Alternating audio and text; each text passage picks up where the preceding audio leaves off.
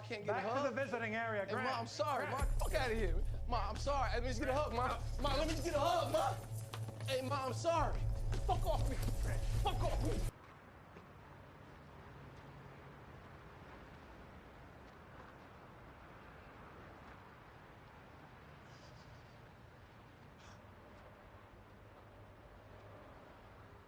Some performances don't impress you because they're loud. They impress you because they feel lived in, because nothing about them feels designed for applause.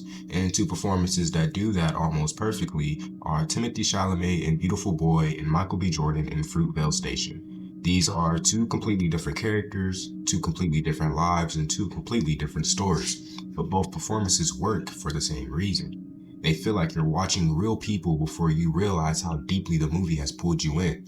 One film is about addiction slowly tearing a family apart, and the other is about an ordinary day becoming irreversible tragedy.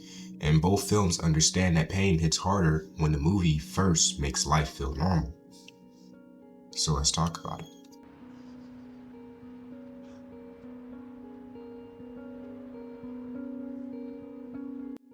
What Timothée does in Beautiful Boy is difficult because addiction on screen often gets exaggerated. Actors lean into like an obvious physical decline, big emotional breakdowns, or visible suffering. But Timothée often plays Nick like someone disappearing in real time. His performances become quieter the worse things get, and sometimes he looks emotionally detached even when speaking, and other times he sounds almost normal while you can feel everything beneath him collapsing. That's what makes his performance so uncomfortable, because addiction here doesn't always look dramatic. Sometimes it looks casual, and sometimes it feels like a false calm.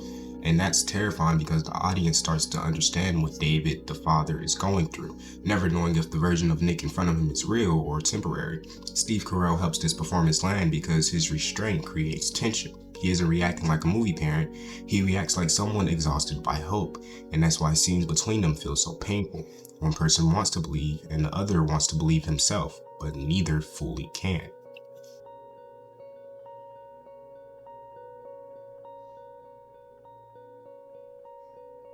What makes Beautiful Boy such a strong film isn't just the performance, it's the structure. The film moves through memories, relapses, recoveries, and collapses in fragments, and that fragmented feeling mirrors how addiction affects memory itself.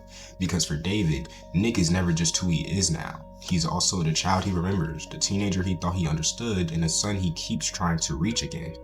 That's why the flashbacks matter. They're not just here for the style, they remind you of what's being mourned even while the person is still alive. That creates a specific kind of grief. Grieving someone who's still here, and Beautiful Boy understands that deeply.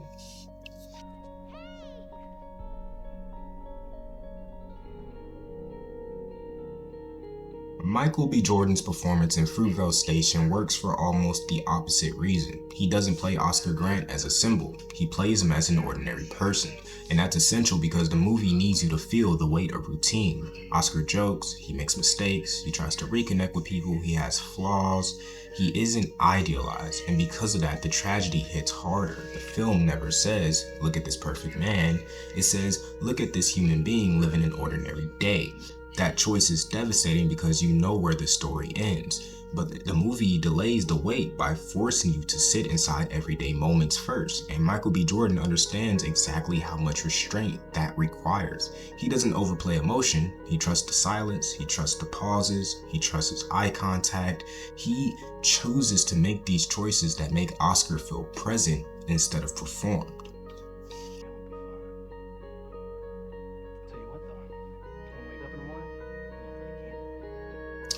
Ryan Coogler directs this film almost like a memory. Nothing feels oversized, no moment screams importance while it's happening, and that matters because tragedy often feels ordinary right before it happens. The movie's greatest strength is that it builds emotional attachment through small details. Phone calls, awkward conversations, little promises, brief kindness, frustration, regrets, because that's life. And then violence interrupts that normalcy. The ending feels unbearable precisely because the film refused to manipulate you early. It simply let Oscar exist. Michael B. Jordan and Timothée Chalamet are doing different things, but both understand one major rule. The more human the character feels, the more devastating the pain becomes. Timothée plays someone slipping away while still physically present, but Michael plays someone fully present before being taken away. One performance is about eternal disappearance and the other is about stolen existence.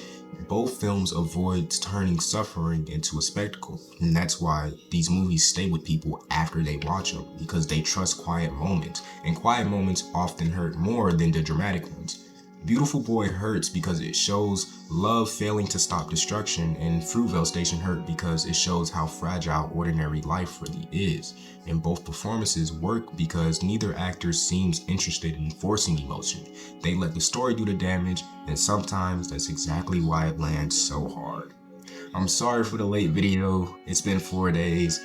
I had no Wi-Fi for like the last 2, so I was really thugging it out, but I got it out with y'all eventually.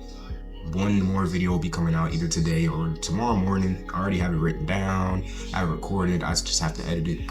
But thank you guys, love you guys, and God bless.